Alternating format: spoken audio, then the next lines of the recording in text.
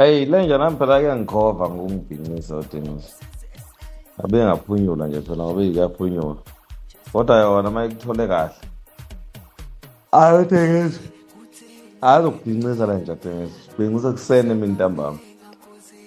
Nami yake yangikhova. Abe ngaphunyula, eish.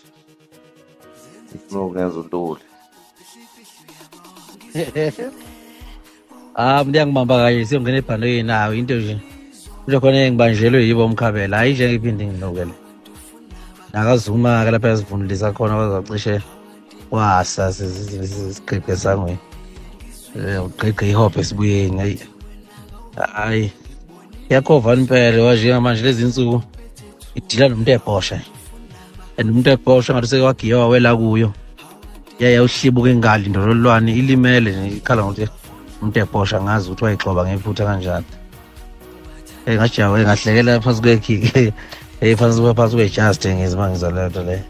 Ngahlekiza ngahlekela phansi kwejazi. Wagiya ngewala umuntu ebhosha wayiphikiza ngazi kanjani.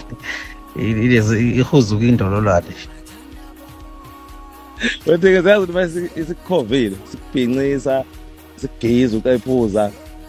Ibe uyayikhohlwa udubani. Ngithi mina inqeni dengeza ukuthi ku formal.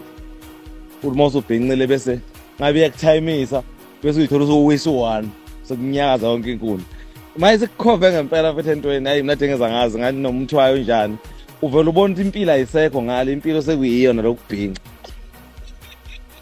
Umuntu ebhosha idengeza iyazenzela kuyo. Hayi iyona umuntu engincane okwamanje usejele imfasile. Ngabe mfethu uyikhova ngani?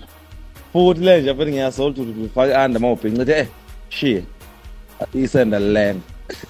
Umuntu ebhosha ngiyayibona nje amehlo engqondo sithi kuye under isala. Senda libe umlaxa. Uzulu usho njalo isiko lakaZulu lifuna kanjalo. Hey, hayi ngicela ngizokaphunywa ngisho ominisi. Ominisi mfethu nontuli. Awudengeza into bese engenampahla. Impahla isala ehluhluwe. Khuphuke namabheshu nga2. Ngeza kuyazi yale. Nalo mzuzu nebheshu neyizakhela lona eyisikela ngabe sikhumba sembongolo sangabe sikana ukugwaja. Ngabe sehobhe ngabe sande sasikhumba eyisikela sona ekhandela sona.